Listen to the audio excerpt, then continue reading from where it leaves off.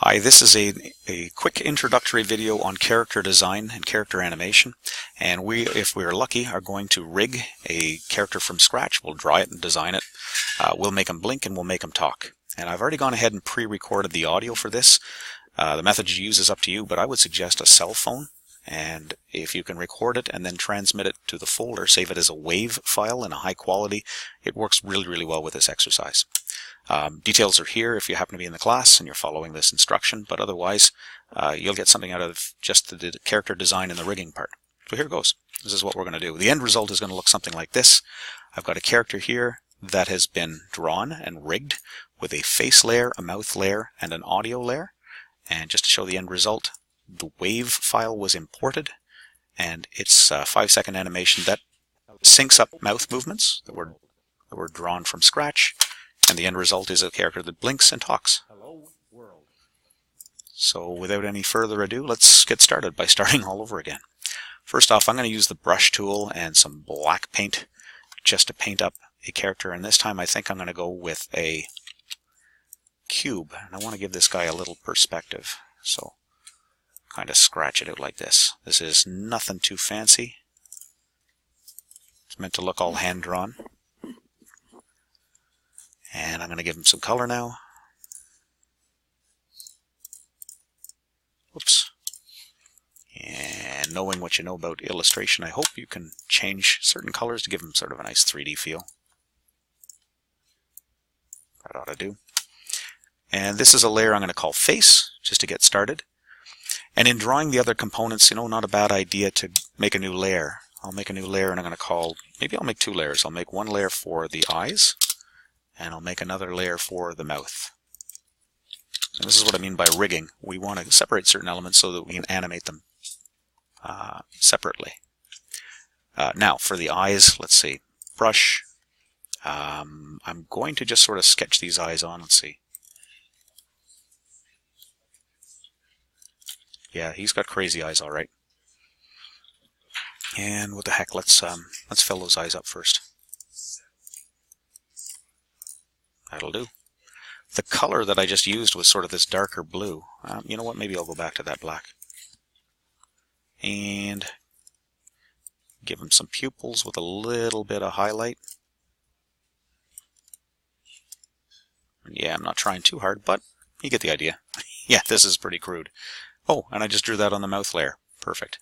Well, as you're going to see, this is going to be pretty easy to mess around with. The next thing that we want to do as we're drawing this thing is we want to take the elements that we're going to animate, like these eyes.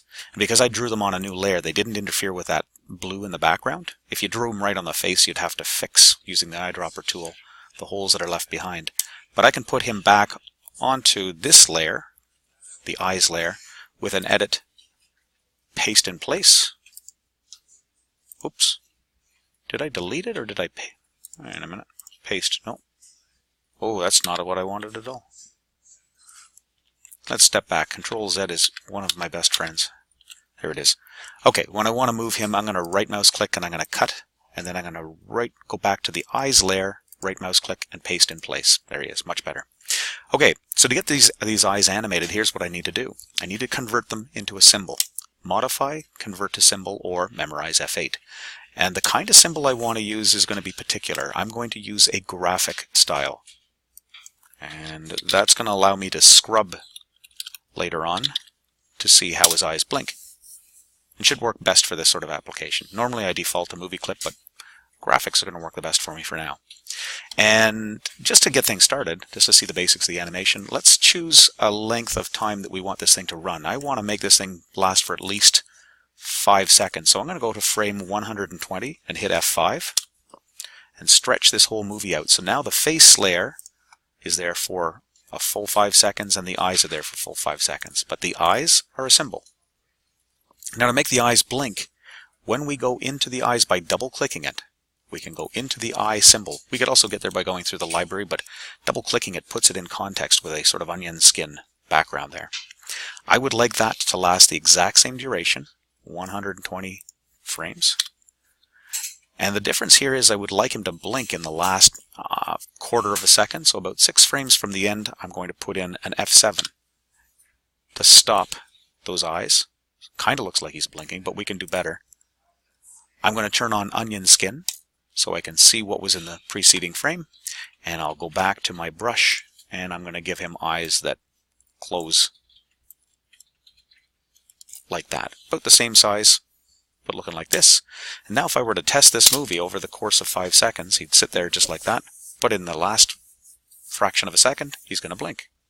That's just the way animation works. Nested animation within animation, or animation within the eye symbol. So now let's do the same sort of thing with the mouth.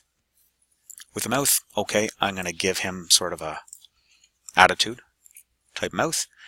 And that mouth is going to stay put. But before I figure out how to animate it, I've got to get the audio in there. We record the audio first, and then we do the animation to it. So I'm going to make a new layer for the audio.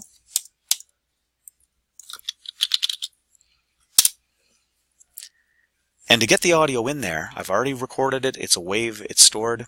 The best way to get it in there is to go File.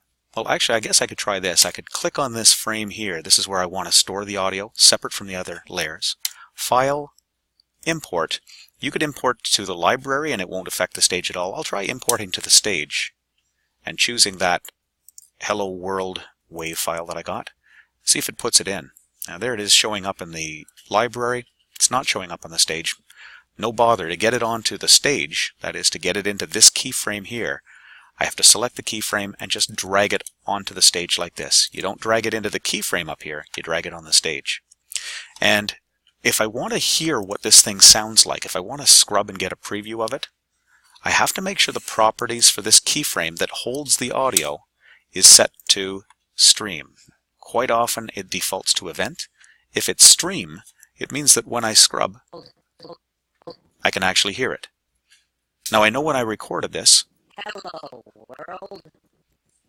I recorded myself saying it a few times, so I'm going to go edit while I've got the properties up there. I'm going to edit this sound and get rid of the leading mistake and some of the leading, the leader leading up to it, just to simplify these things.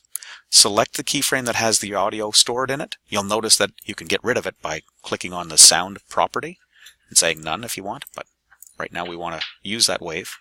And I'm going to go beside effect, there's a little pencil, to change the sound envelope. And among the things I'd like to do, I'd like to make it quieter on the left and the right channel. I'm going to zoom out so I can see the entire recording like this. There's my multiple takes. And I'd like to crop this out. I don't want that first little bit. I don't want to have all that lead at the front. And I don't need this second take, so I'm going to take it and move it on back here. And now what I have left over is just the part of the wave that I want. I say OK, and you'll notice everything's all cleaned up at the top. Now I don't want him talking right at the very beginning, so I'm going to move this frame over in time along the timeline, in the main timeline. To move it, I click on the frame once and let go, and then I click and drag to slide the frame on over to, I don't know, about there. And now I'm ready to start animating the mouth. Now that blink is still happening in here. If I have turned that eye into the graphic symbol when I scrub, I can see the eye is still blinking independently. But now I want to get this mouth moving. And the first time I want to change that mouth is going to be right about here. And he's taking a breath right there. So now it's time to start animating the mouth. And this is the fun part. First off, I'm going to put an empty keyframe. And I'm in onion skin mode still, so I can see where the old mouth was. And I have to go choose a mouth that I think would be the start of the word hello. And you might want to put a mirror in front of yourself, or another way to get this done is to go look for a chart of mouth shapes or phoneme mouth shapes. And you can find lots of these things through a Google image search. I kind of thought that this looked sort of like the hello part, so I think I'm going to do a mouth shape something like this. They're not always precise, sometimes they give you rough shapes to use. But yeah, I'll make a mouth that looks kind of like that. So I'll go to the mouth layer, and I'm going to replace the old drawing with the new drawing.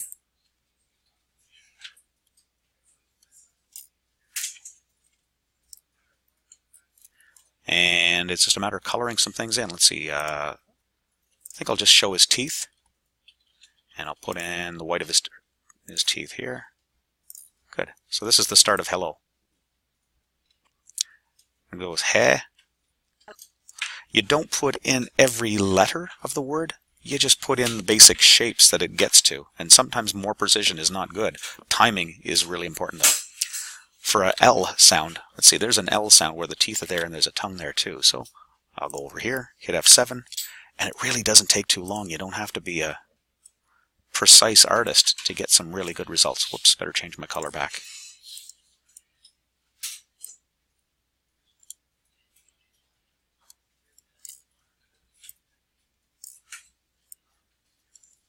Okay, this time we'll get a tongue in there.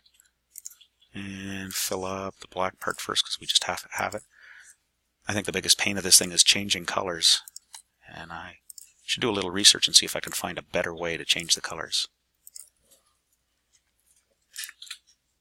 And about here we're saying O. Now, again, this is really handy because this is in stream mode. I can scrub and find out where the O sound is. About there for the O. F7. And an O sound naturally is going to look like this. Alright. Let's go again for black. Brush. You can use the B key on your keyboard.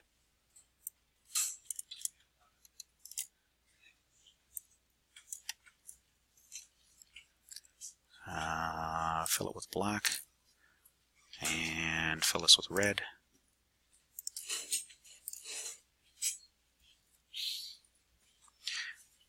And the next sound he's going to make, Hello. he's going to go for a W sound, okay. F7. I'm going to hit B for brush.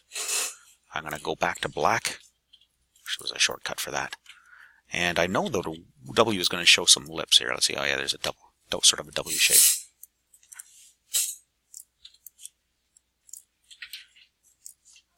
Something like that. World. Is kind of like an R sort of sound. And I had a good R sound. Yeah, I kind of like that R. Sort of an underbite going on. F7. Black is there. And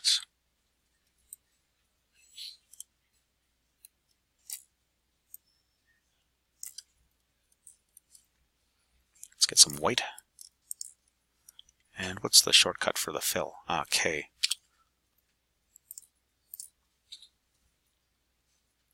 And duh. Looks like it's just closed mouth like that.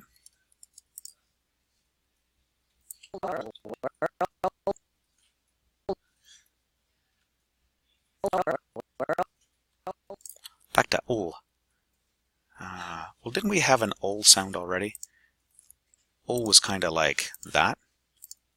So here's what you can do. Once you get a sound you like, or a shape you like, hold down the Alt key, grab the keyframe, move it to duplicate it. And duh is going to be that nice close shape again. Black ink, brush, F7, whoops, oh I just changed that. Better be careful of this. F7, good, we're okay now. And duh.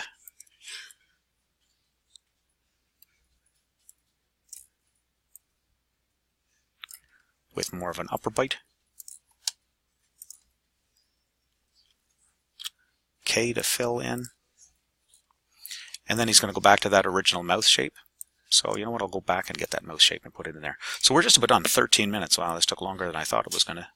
But let's see what the results look like. Hello, world. Okay, testing it. Hello, world. That'll do. And there's a blink.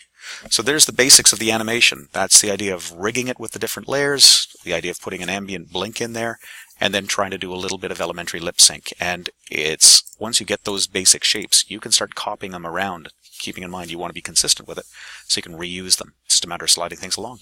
It's a little time consuming, but that was 10 seconds of animation and character design in less than 15 minutes. So give it a try for yourself and see how far you can get. And we'll get into more advanced stuff in the next video. Good luck.